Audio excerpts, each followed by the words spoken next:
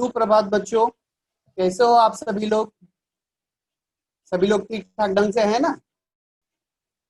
बढ़िया। बच्चों, मैं राजेश प्रवीण तिवारी, नूतन विद्या मंदिर प्राथमिक विभाग हिंदी में एक सहायक शिक्षक के रूप में कार्यरत हूँ। और आज हम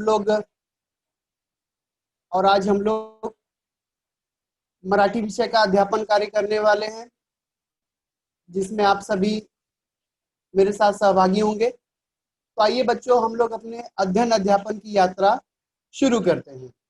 बीएमसी ऑनलाइन एजुकेशन में आप सभी बच्चों का स्वागत है।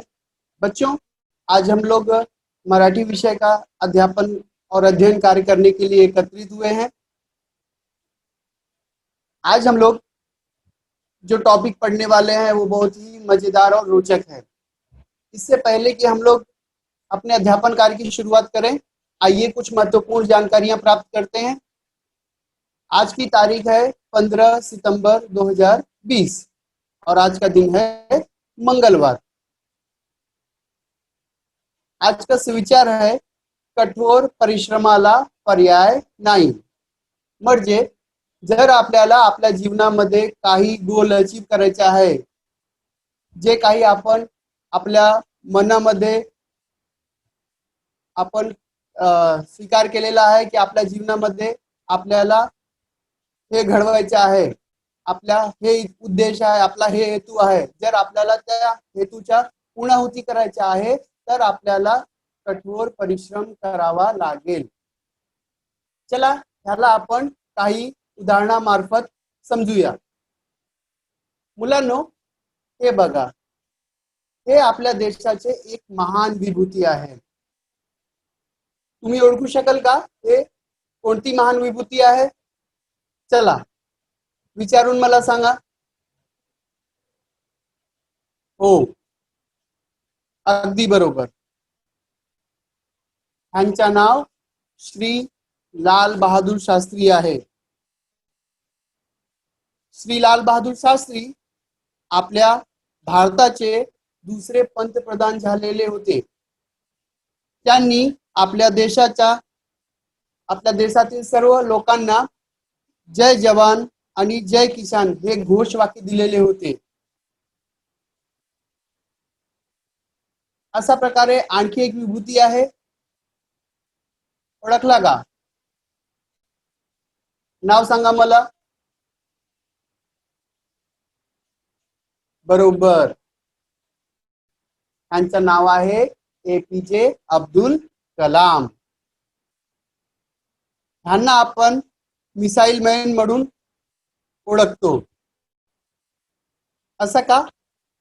कारण आपल्या भारतामध्ये मिसाईलच्या निर्मितीमध्ये ह्यांचा महत्वपूर्ण योगदान आहे। एपीजे अब्दुल कलाम हे आपल्या भारताचे 11वे राष्ट्रपती होते। लहान वयातच वडिलांचे छत्र गमावल्याने डॉक्टर कलामनी आपल्या गावात वर्तमानपत्रे विकून आपली शिक्षा चालू ठेवली। आणखी बघूया, ह्यांना ओळखला का? ह्यांना संपूर्ण विश्व ओळखतो। हे आहे आपले भारत देशाचे वर्तमान आणि यशस्वी प्रधानमंत्री श्री नरेंद्र दामोदर दास मोदी। नरेंद्र दामोदर दास मोदी हे 2014 पासून स्वतंत्र भारताचे 15वे पंतप्रधान आहे। मोदींनी किशोर वयात आपल्या भावासमवेत चहाचे दुकान चालविले। मुलांनो, आतापर्यंत आपण 3 स्लाइड पाहिली।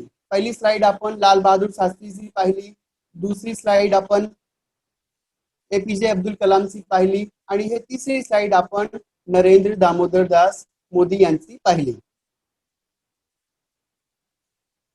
लाल बहादुर शास्त्री ये हमारे भारत देश के दूसरे प्रधानमंत्री हुए थे। जैसे कि आप सभी जानते हैं, हमारे भारत देश के पहले प्रधानमंत्री श्री जवाहरलाल नेहरू थे। उनके बाद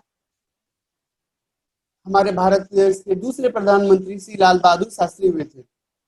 लाल बहादुर शास्त्री जी सादा जीवन उच्च विचार इस सिद्धांत का पालन करते थे और उन्होंने भी अपना ज्यादातर जीवन गरीबी में बिताया है।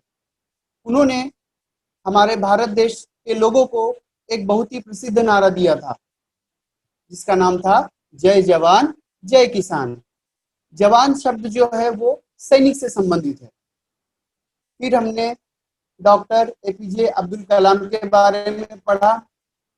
एपीजे अब्दुल कलाम को पूरी दुनिया मिसाइल मैन के नाम से जानी जाती है क्योंकि हमारे भारत देश में मिसाइल की निर्मित, उसका प्रक्षेपास्त्र, उसको लॉन्च करना, उससे संबंधित जितनी भी चीजें हैं उसमें कलाम जी का बहुत ही महत्वपूर्ण योगदान था।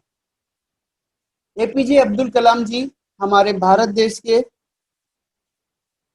11वें राष्ट्रपति थे।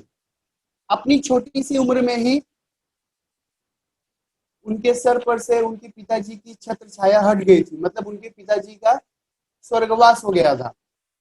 तो अपनी उस छोटी सी अवस्था में, अपने बचपन में उन्होंने अपनी पढ़ाई चालू रहे, इसलिए वो क्या करते थे, अपने गांव में अखबार बेचा करते थे, समाचार पत्र बेचा करते थे और इस तरह के छोटे मोटे कार्य करके उन्होंने अपनी पढ़ाई जारी रखी और आगे चल के हमारे भारत देश के 11वें प्रधानमंत्री बने। तीसरी स्लाइड में हमने भारत देश के वर्तमान प्रधानमंत्री श्री नरेंद्र दामोदर दास मोदी जी के बारे में देखा। नरेंद्र दामोदर दास मोदी जी 2014 से अभी तक हमारे भारत देश के वर्तमान समय में भी प्रधानमंत्री हैं। इन्होंने भी बचपन में बहुत ही कठोर परिश्रम किया। बचपन में इन्हें अपने भाई के साथ में चाय की दुकान पर भी काम करना पड़ा, परंतु इन्होंने हिम्मत नहीं हारी और आज ये दुनिया के सबसे बड़े लोकतंत्र भारत के यशस्वी प्रधानमंत्री हैं। मुलांनो, ह्यांना ओळखलं का? विचार करा आणि मला नाम सांगा ह्यांच्या। बरोबर, ह्यांचं नाव आहे के सिवान। के सिवान हे इस्रोचे अध्यक्ष चंद्रयान 2 या मोहीमचे नेतृत्व करत आहे। जानेवारी 2018 मध्ये त्यांनी इस्रोचा पदभार ग्रहण केला होता। इस्रो माहित आहे का? Indian Space Research Organisation. बच्चों, ये जो चित्र हम लोग देख रहे हैं ये भी एक महान विभूति का है। इनका नाम है के सिवान। इन्होंने 2018 में इसरो में अध्यक्ष पद के रूप में अपना कार्यभार संभाला और भारत देश के अब तक के सबसे बहुप्रतीक्षित अभियान चंद्रयान 2 का नेतृत्व इन्होंने ही किया। इनका भी बचपन बहुत गरीबी में बीता है। बच्चों, बचपन में इनके पास इतने पैसे नहीं होते थे कि ये चप्पल खरीद कर पहन सके, परंतु आज अपनी मेहनत के बल पर ये भारत देश की इतनी बड़ी संस्था में अध्यक्ष पद के रूप में कार्य कर रहे हैं और हमारे भारत देश का गौरव, हमारे भारत देश का अभिमान बढ़ा रहे हैं। चला पुढच्या विभूतीला भेटूया। हे बघा, हे कोण? त्यांच्या हातामध्ये आपला तिरंगा झेंडा आहे। ओळखला का ह्यांना? चला ह्यांच्याबद्दल आपण माहिती घेऊया। हे एक महिला आहे आणि ह्या महिलेचे नाव आहे बचेंद्री पाल। ऐकलं का? ओळखलं? हो, बचेंद्री पाल। बचेंद्री पाल ही भारताची सगळ्यात ख्यातनाम गिर्यारोहक आहे। बचेंद्री पाल हमारे भारत देश की सबसे प्रसिद्ध पर्वतारोही हैं। पर्वतारोही किसे कहते हैं बच्चों? जो पर्वतों पर चढ़ाई करते हैं, जो पहाड़ों पर चढ़ाई करते हैं। तिने 23 मई इसवी सन 1984 रोजी जगातील सगळ्यात उंच शिखर माउंट एव्हरेस्ट सर केले। बच्चों, जैसा कि आप लोग जानते होंगे, दुनिया का जो सबसे ऊंची पहाड़ की चोटी है उसका नाम है माउंट एवरेस्ट। और बचेंद्री पाल जी ने 23 मई ईस्वी सन 1984 के दिन इस दुनिया की सबसे बड़ी ऊंची चोटी माउंट एवरेस्ट पर चढ़ाई की थी और एकदम उसके शिखर तक पहुंच गई थी, और वहां पर पहुंचकर उन्होंने ये तिरंगा झंडा लहराया था। माउंट एव्हरेस्ट सर करणारी ती भारतातील पहिली महिला गिर्यारोहक आहे। माउंट एवरेस्ट पर चढ़ने वाली बचेंद्री पाल हमारे भारत देश की पहली महिला पर्वतारोही हैं। सोचिए बच्चों, दुनिया की सबसे ऊंची चोटी पर इन्होंने फतह हासिल की एक महिला होकर, और इनका नाम है बचेंद्री पाल।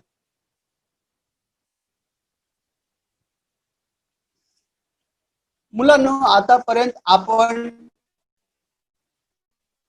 लाल बहादूर शास्त्री,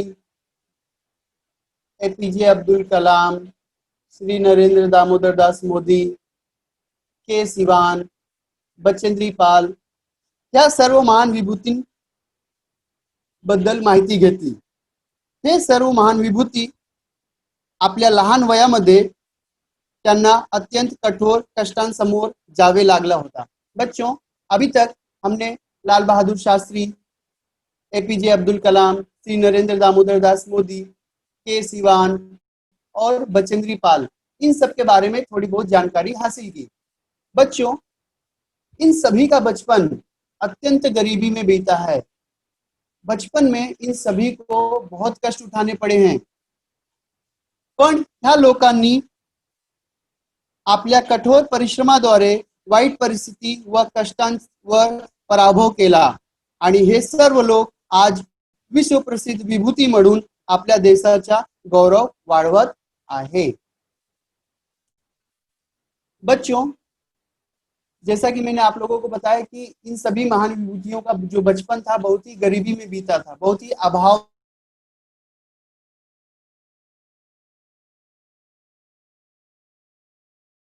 लिखाई, ग्रोथ के लिए हर चीज की रिक्वायरमेंट, हर चीजें इन्हें उपलब्ध नहीं थी, लेकिन फिर भी इन सभी लोगों ने अपने कठोर परिश्रम के द्वारा, अपने कठोर मेहनत के द्वारा, मुसीबतों से हार ना मानते हुए सभी तरह की परेशानियों का सामना किया और उसके ऊपर विजय हासिल की। और आज इन महान विभूतियों को पूरी दुनिया जानती है, और इस तरह इन महान विभूतियों ने हमारे भारत देश का गौरव बढ़ाया है। ह्यांना आपण गणपती म्हणून ओळखतात। ह्यांचं आणखी काही नाव आहे का? तुम्हाला आठवतो का आणखी काही नावांना ह्यांना आपण संबोधन करतो? बरोबर, ह्यांना आपण लंबोदर किंवा गजानन असे पण म्हणतात। आपण ह्यांना गणपती म्हटलं, बाप्पा म्हटलं, लंबोदर म्हटलं, गजानन म्हटलं, आपलं संबोधन वेगळं आहे, परंतु ह्यांचा नाव आणि त्याचा अर्थ एकच आहे, म्हणजे समानच आहे। बच्चों, ये जो चित्र में हमें दिखाई दे रहे हैं, आपने इन्हें पहचाना? ये हमारे आपके सभी के प्यारे बप्पा हैं। क्या इन्हें हम और किसी नाम से जानते हैं? विचार करिए और मुझे बताइए जरा।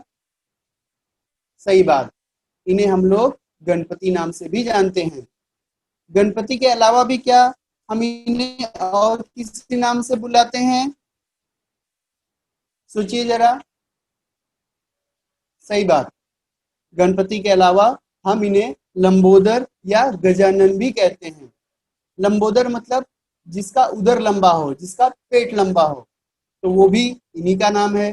गजानन, वो भी इन्हीं का नाम है। तो इस तरह एक ही व्यक्ति, एक ही भगवान या किसी एक वस्तु के कई नाम होते हैं। तो आज हम लोग जो टॉपिक पढ़ने वाले हैं, हमारा टॉपिक जो है वो इसी से संबंधित है। उद्या आपण जे मुद्दा पढ़णार आहोत ज्याचे आपण अध्यापन आणि अध्ययन कार्य करणार आहोत ते पण सेम आहे. हे बघा, ह्यांचं नाव आहे गणपती आणि ह्यांना आपण लंबोदर किंवा गजानन असे पण म्हणतात. उद्या आपण समानार्थी शब्द हे ह्याचा वाचन आणि ह्याचा अध्ययन करणार आहोत. बच्चों, आज हम जो पढ़ने वाले हैं, हमारे उस टॉपिक, हमारे उस मुद्दे का नाम है समानार्थी शब्द. सबसे पहले हम इस समानार्थी शब्द की परिभाषा जानते हैं. आपली हे मराठी भाषा खूपच समृद्ध आहे. या मराठी भाषामध्ये वेगवेगळे शब्द आहेत. समान म्हणजे सारखे. ज्या वेळेला आपण एखाद्या वस्तू, व्यक्ती किंवा कुडाबद्दल त्या वस्तूचा अर्थ न बदलता त्याच सारखा दुसरा जो त्याचा असणारा समान अर्थाचा शब्द वापरतो त्याला आपण समानार्थी शब्द असे म्हणतात. बच्चों, मराठी भाषा बहुत ही समृद्ध भाषा है. समृद्ध मतलब जिसका विस्तार बहुत ज्यादा होता है. मराठी भाषा में बहुत सारे शब्द हैं. कई सारे शब्द तो ऐसे हैं कि एक ही वस्तु के लिए हम लोग कई शब्दों का, कई तरीके के शब्दों का हम लोग इस्तेमाल करते हैं. ऐसा नहीं कि हमने अलग अलग शब्दों का इस्तेमाल किया तो उसका मतलब बदल गया. नहीं, मतलब वही सेम होता है, अर्थ वही सेम होता है, सिर्फ उसके लिए हम अलग अलग शब्दों का प्रयोग करते हैं. समान मतलब होता है इक्वल, बगैर किसी अंतर के. जिस समय हम किसी वस्तु, व्यक्ति या किसी के भी बारे में उस वस्तु का बगैर अर्थ बदले उसके लिए हम जो दूसरा शब्द प्रयोग में लाते हैं तो उसी शब्द को हम लोग समानार्थी शब्द कहते हैं. जैसा कि इसके पहले हम लोगों ने बप्पा के बारे में पढ़ा था. यहाँ पर बप्पा को हम गणपति कहते हैं. यहाँ पे भी हमने बप्पा की ही नाम लिया. हमने जब लंबोदर कहा तो भी बप्पा के ही बारे में कहा. क्या होता है समानार्थी मतलब समान अर्थ वाले शब्द. तो आज हम लोग हमारे मराठी भाषा के अंतर्गत अभी तक हम लोगों ने अपनी मराठी पाठ्य पुस्तक में जितने भी पाठ पढ़े हैं उन सभी पाठों में बहुत सारे ऐसे शब्द हैं जिनके समानार्थी शब्दों की जानकारी आपको होनी चाहिए. तो उनमें से कुछ समानार्थी शब्द यहाँ पर स्लाइड के माध्यम से मैं आप लोगों के सामने रख रहा हूं और हम उसके बारे में जानकारी लेने वाले हैं. चला आपण पुढे जाऊया. मुलांनो, या स्लाइड मध्ये आपल्याला काय दिसते? ओळखला काय ह्याला? आपल्या मेंदूवर भर डाला आणि मला ह्याचं नाव सांगा. बरोबर. ह्याचं नाव काय आहे? ह्याचं नाव गाय आहे. काय म्हणतो आपण ह्याला? गाय. आणि मला आता सांगा की गाय ऐवजी आपण आणखी कोणी शब्दापासून ह्याला संबोधित करू शकतो? आपल्या दिमागावर भर डाला आणि विचार करून मला सांगा. ह्याला आपण गाय ऐवजी धेनू किंवा गोमाता असं पण असा नावाने ओळखतो. गाय, धेनू किंवा गोमाता हे तीन वेगवेगळे शब्द आहेत, परंतु त्यांचा अर्थ बदललेला नाही. हे समानार्थी शब्दाचा अत्यंत उत्कृष्ट उदाहरण आहे. गायपासून आपल्याला दूध भेटतो. माहित आहे ना सर्वांना? आपण रोज रात्री झोपल्यापूर्वी दूधचं सेवन करतो ना, तोच दूध. चला पुढे जाऊया. हे बघा काय आहे हे? तुमच्या पसंतीची वस्तू आहे हे. ओळखला का? ह्याचं नाव सांगा मला. बरोबर, ह्याला आपण झोका असे म्हणतात. बच्चों, ये आपकी सबसे पसंदीदा चीजों में से एक है। आप इसे पहचान कर इसका नाम बताएंगे? सही कहा आपने, इसे हम लोग झूला कहते हैं. मुलांनो, झोकाऐवजी आपण आणखी काही शब्द या चित्राबद्दल वापरू शकतो का? विचार करा आणि मला सांगा.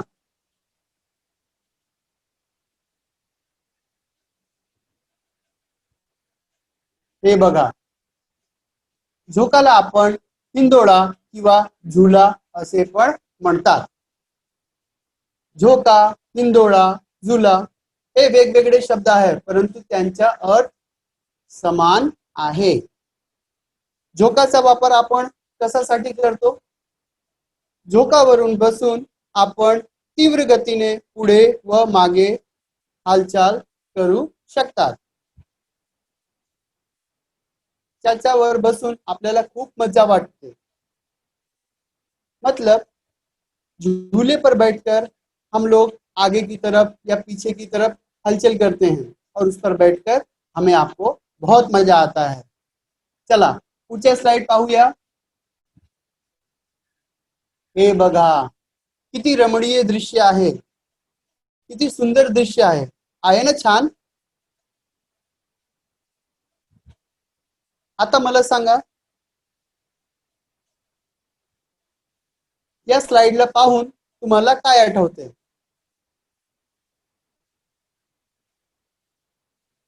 कुठाच्या प्रदेश आहे हे?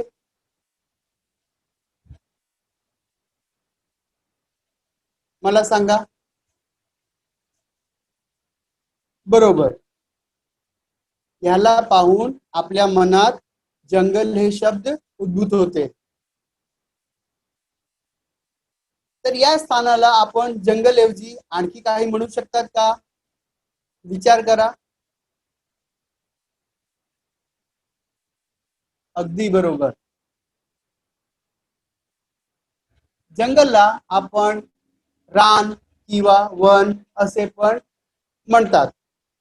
जंगल, रान, वन हे सगळे समानार्थी शब्द आहेत. शब्द वेगवेगळे, परंतु त्यांचा अर्थ एक समान.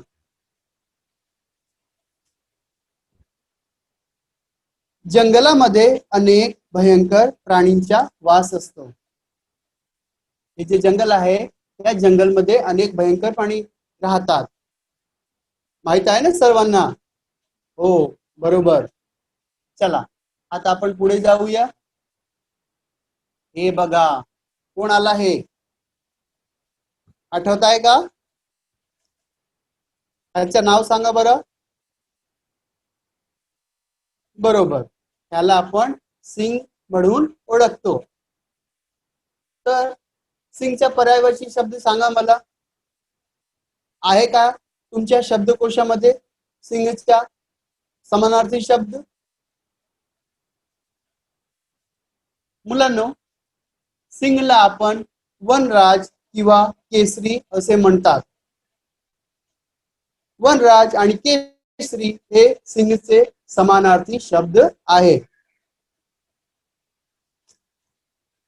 सिंह हा जंगलाचा राजा असतो, यानी शेर जो होता है वो जंगल का राजा होता है. तो इस तरह सिंह, वनराज, केसरी ये समानार्थी शब्द हैं. शब्द अलग अलग लेकिन उनके अर्थ एक जैसे. चलिए आगे बढ़ते हैं. किती सुंदर स्लाइड आहे हे. छान वाटलं ना तुम्हाला पण? चला, ह्याला ओळखून मला ह्याचं नाव सांगा. ह्याला आपण काय म्हणतात? आपल्या परिसरामध्ये हे वस्तू आपल्याला दिसते.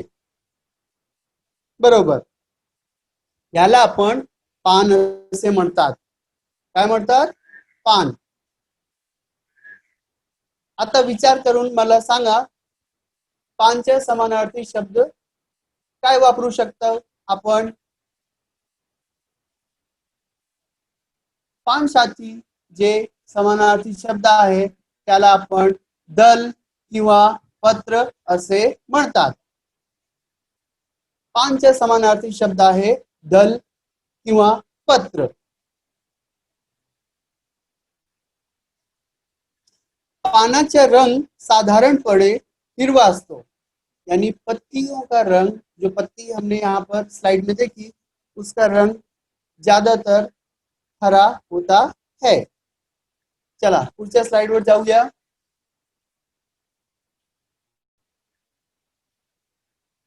वाव, किती छान स्लाइड आहे ना. चला तर ओळखून मला ह्याचं नाव सांगा.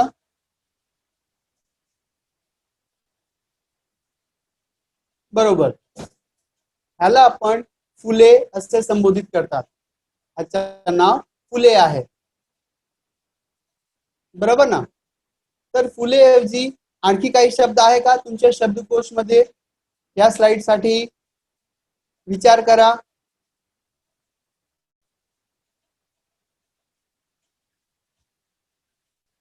फुलेसाठी आपण पुष्प किंवा सुमन असे शब्द वापरू शकतो. तर हे पुष्प आणि सुमन फुले शब्दाचा समानार्थी शब्द आहे. शब्द वेगवेगळे परंतु त्यांचा अर्थ न बदललेला. बच्चों, शब्द भले अलग अलग हैं लेकिन उनका अर्थ यहाँ पर नहीं बदल रहा है. फूलांचा हार बनविले जाते. हम आप अपने घर में देखते हैं ना, हमारे आपके घर में जो हार आता है भगवान को चढ़ाने के लिए, वो किस चीज से बना होता है? इन्हीं फूलों से बना होता है. चला पुढचे स्लाइड पाहूया.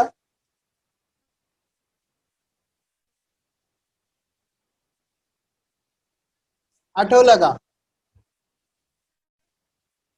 हो, नाव सांगा मला. बरोबर, शाला. आपण खूप मिस करत आहो ना, तुम्ही पण मी पण. आता विचार करा आणि मला सांगा, साला ऐवजी आपण आणखी कोणी शब्दाचा वापर करू शकतो? शाला ऐवजी शालाच्या समानार्थी शब्द काय होणार? आपला मेंदूवर भर डाला आणि सांगण्याचा प्रयत्न करा. बरोबर, शालाला आपण विद्यालय असे पण म्हणू शकतात. तर शालाचा समानार्थी शब्द आहे विद्यालय. शाला हा एक मंदिर आहे ज्ञानचा. जेव्हा आपण शाळेमध्ये जातो तिकडे आपण वेगवेगळ्या ज्ञान अर्जित करतो. बच्चों, शाला का समानार्थी शब्द है विद्यालय, और ये जो पाठशाला होती है वो ज्ञान का मंदिर है, क्योंकि जब हम पाठशाला में जाते हैं तो वहां पर हमें विभिन्न बहुत सारी अलग अलग तरह की जानकारियां मिलती हैं. चलिए आगे बढ़ते हैं.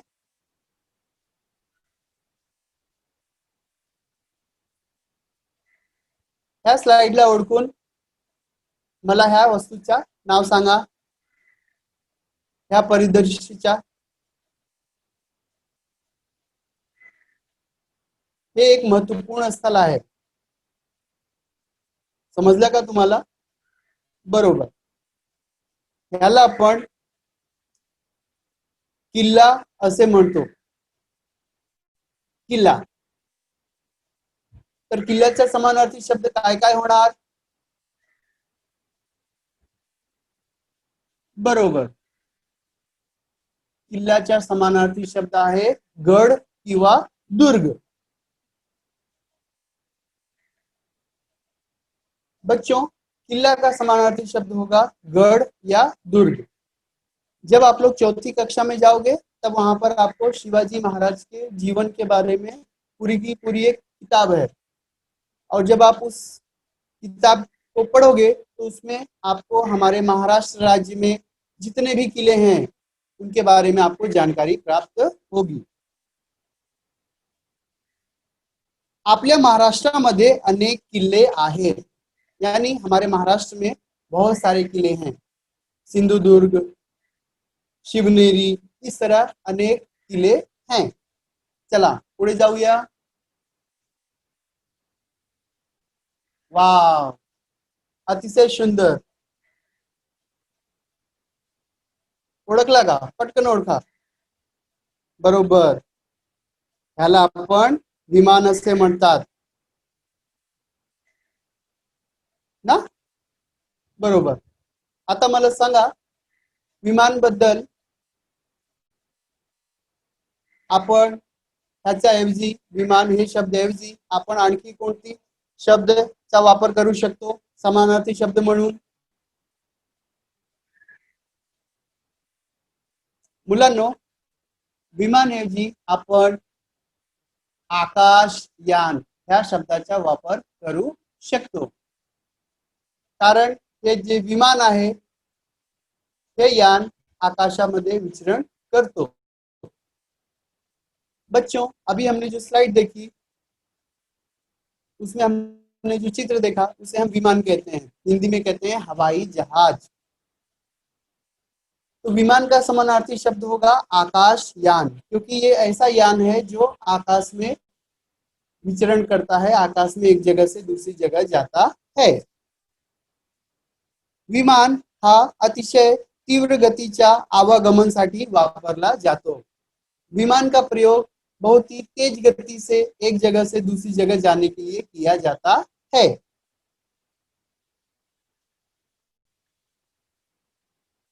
हे बघा, आठवलं का काय आहे हे? बरोबर, आकाश. आकाशच्या समानार्थी शब्द काय काय असणार? आकाशला आपण आभाळ किंवा अंबर असे पण म्हणतात. तर आभाळ आणि अंबर हे आकाशच्या समानार्थी शब्द आहे. आकाशाचा रंग बहुतेक नीला असतो, यानी आकाश का रंग ज्यादातर नीले रंग का होता है. चला पुढे जाऊया.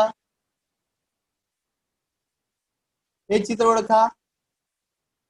ह्याला आपण पलंग असे म्हणतात. आणि पलंगच्या समानार्थी शब्द काय काय असते? पलंगच्या समानार्थी शब्द आहे खाट किंवा चारपाई. शब्द वेगवेगळे, परंतु त्यांचा अर्थ न बदललेला, एकच समान. पलंगचा वापर आपण झोपण्यासाठी किंवा बसण्यासाठी करतो. यानी पलंग का इस्तेमाल हम लोग सोने के लिए या बैठने के लिए करते हैं. आइए आगे बढ़ते हैं. ओळखला का? हो, अगदी बरोबर.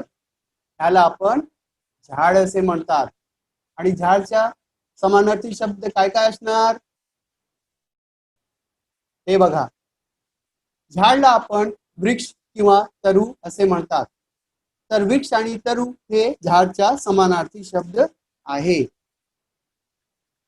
झाड हे आपले मित्र आहे, माहित आहे ना सर्वांना? हो. चला पुढे जाऊया. ओळखला का? ह्याला आपण गवत असे म्हणतात. आणि गवतचा समानार्थी शब्द काय असणार? अगदी बरोबर, गवतचा समानार्थी शब्द आहे तृण. अनेक जनावरे गवत खातात, यानी बहुत सारे जानवर हैं जो घास को खाते हैं. गवत यानी घास. चला पुढे जाऊया. किती मनोरम दृश्य आहे, ओळखला का? बरोबर, हे दृश्य पाऊसचे आहे. पाऊसच्या समानार्थी शब्द काय काय असणार? हे बघा, पाऊसचा समानार्थी शब्द आहे वर्षा. वर्षा ऋतू म्हणतात ना, तेच. खूप पाऊस पडत होता, यानी बहुत जोर की बारिश हो रही थी. चला पुढे जाऊया. वाव, किती सुंदर स्लाइड आहे. याचं नाव सांगा मला. ह्याला आपण घर असे म्हणतात. घरच्या समानार्थी शब्द काय काय असेल? हे बघा, घरच्या समानार्थी शब्द सदन किंवा ग्रह. शब्द वेगवेगळे परंतु त्यांचा अर्थ समानच. मला माझा घर खूपच सुंदर वाटतो, यानी मुझे मेरा घर बहुत ही सुंदर लगता है. आप सभी को लगता होगा, हर किसी को अपना घर सुंदर लगता है. चला पुढे जाऊया. हे वस्तू तर आपल्या घरामध्ये दिसते ना आपल्याला. काय नाव आहे ह्याचा? ह्याला आपण झाडू असे ओळखतो ना. तर झाडूचा समानार्थी शब्द काय असेल? झाडूला आपण खराटा असे पण म्हणतात. मुलांनो, या चित्राला बघून आपल्या मनात काय आठवते? ह्याला आपण पर्वत असे म्हणतात. आणि पर्वतचा समानार्थी शब्द काय असणार? पर्वतला आपण डोंगर किंवा गिरी असे पण म्हणतात. तर हे डोंगर आणि गिरी हे पर्वतचा समानार्थी शब्द आहे. पर्वत अतिशय ऊंचे असतात, यानी जो पहाड़ होते हैं वो काफी ऊंचे होते हैं. चला पुढच्या स्लाइड बघूया. हे बघा, ह्याला आपण काय म्हणतात? बरोबर, ह्याला आपण बाग असे म्हणतात. तर बागच्या समानार्थी शब्द काय असेल? बागला आपण उद्यान किंवा वाटिका असे पण म्हणतात. बाग मध्ये विविध प्रकारचे फूल व झाड़े असतात, यानी बगीचे में, बाग में अलग अलग प्रकार के फूल और अलग अलग प्रकार के पेड़ पौधे होते हैं. अशा प्रकारे आपला हे धड़ा समानार्थी शब्द संपलेला आहे. बच्चों, इस तरह हमने आज जो समानार्थी शब्द पाठ पढ़ा वो समाप्त हुआ. तो आज का आपका होमवर्क है, हमने जितने भी समानार्थी शब्द स्लाइड के माध्यम से पढ़े उन सभी को आपको याद करना है और लिख करके दिखाना है. अंत में देखिए, अंतिम साइड में धन्यवाद लिखा है और उसके नीचे एक बहुत ही अच्छी बात लिखी है बच्चों, कहना अच्छी आदतों से ज्यादा अच्छा है. यह एक आध्यात्मिकता है. Alfred painter. बच्चों, धन्यवाद कहना अच्छी आदतों से ज्यादा अच्छा है. इसका मतलब हमने अभी तक अपने जीवन में जितनी भी अच्छी आदतें सीखी हैं उसमें दूसरों को धन्यवाद कहना, अगर कोई आपके काम आया, किसी वजह से उसने आपकी मदद की, तो उसे धन्यवाद कहना नहीं भूलना चाहिए, क्योंकि यह एक बहुत ही अच्छी आदतों से भी बढ़कर चीज है और यह एक आध्यात्मिकता है. मेडिटेशन से का ये टाइप है.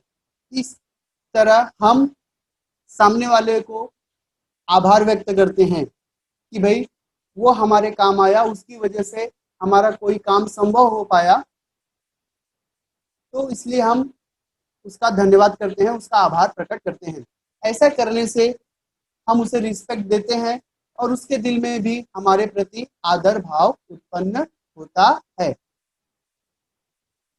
बच्चों, अगर आपको ये वीडियो पसंद आया हो तो आपको इस वीडियो को लाइक करना है और हमारे इस चैनल को सब्सक्राइब करना है और ज़्यादा से ज़्यादा दोस्तों को आपको इसे शेयर भी करना है, ताकि इस वीडियो के माध्यम से जो जानकारी आप लोगों को मिली है वो बाकी लोगों को भी मिले. तो चलिए बच्चों, हम लोग अगली कक्षा में मिलते हैं. Bye bye.